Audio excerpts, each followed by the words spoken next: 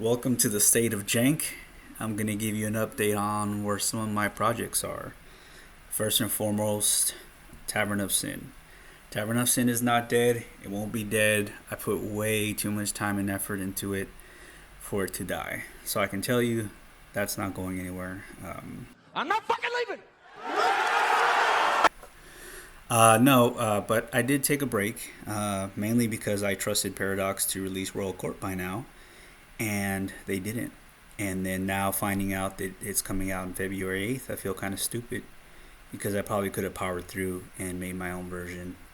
But the reason I stopped was mainly because, I'm making a ton of fake rooms, fake 3D rooms, and I'm thinking, when they come out with the Royal Court, they'll have their own 3D environments, and this would all been just a big waste of time. So I decided to go ahead and just put it on hold. Since then, I'm messing with a few things. I'm making sure that everything still works in the mod, and I'm trying to keep it up to date as much as possible, so that when Royal Court does release, I can go ahead and hop right on there. I made a ton of templates. I've made hundreds of artifacts. I have several rooms, items ready to go, models. I'm ready if they want to drop it when they drop it, and hopefully they drop it in February 8th. Since then, I've done several things like the drinking game that I thought was going to be bigger than the fishing game and then wasn't. Then I kind of made like a bow and arrow game and a jousting game. Then I made a few other mods, testing the possibility of what I can actually do. And like this fighting game here, as well as some other mods that you probably haven't seen or won't see for a while, I suppose. Then I made this Pokemon game. I was gonna just hide the Pokemon everywhere, like in the counties, and you had to scout them with your Spy Master. It was pretty cool, I guess. It was kind of something I've done a few months ago, but I kind of added more to it. That was pretty cool. But mainly, I've been making a lot of backgrounds and templates and automation, things that I could write now that I could just click a button and then boom, it programs it for me for future use, future mods that I'm making, a bunch of different mods, like I said, that you probably haven't seen. One of the mods was this Armory Mod along with the Merchant Mod, and that was one of my favorites. I've since cut down about 3 layers. I realized they're not using purple, yellow, or orange color, so I kind of removed those. I still have something crazy like 160 something odd artifacts, like just ready to go. And as soon as I get the syntax for the code, I just drop that in there, and then it generates for me, and then we're rolling.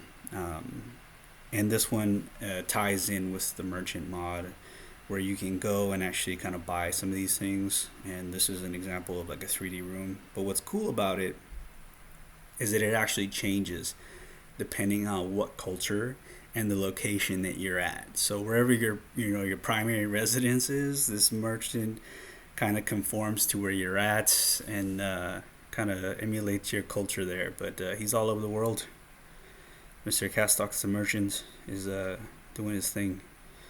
So it's pretty much fully functional. All I really need to do is just tie this in there, write all the localization. If you know me, you know I hate localization, and that's probably the worst thing for me. Yeah. Another cool mod I made was this Alchemist mod, and this is by far taking me the longest amount of time of any mod that I have ever made, ever. And that's saying a lot. Well, that's not saying much. I have made a lot of mods like in like 1 or 2 days, but this one has taken me well over 1 to 2 weeks so far. And it's one of those things where this is a full game. This is like a 100% full game. You'll be able to buy stuff from the merchant. Of course, you got your merchant shop things, and you can make things. You got to buy like a pod, a hammer, a mortar.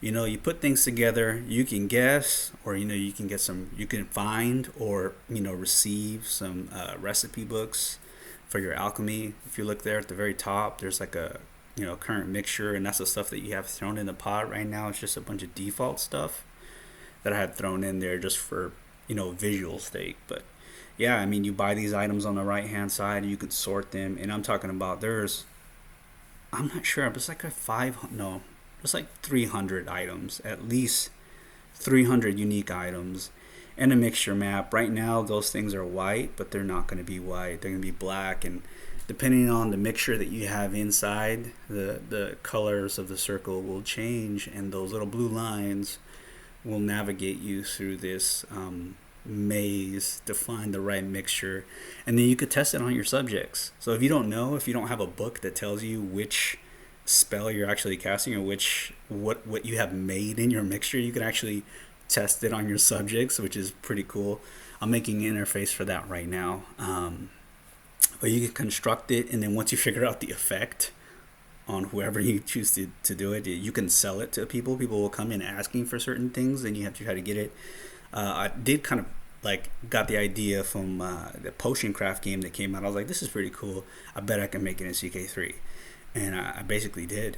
Yeah, it's pretty much done. But again, localization slows me down by 90%. I hate writing things with a passion.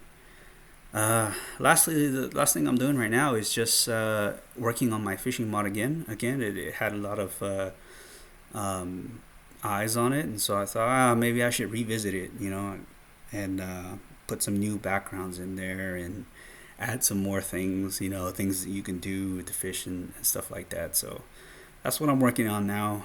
Hopefully I get some of my motivation back. I've been kind of out of it.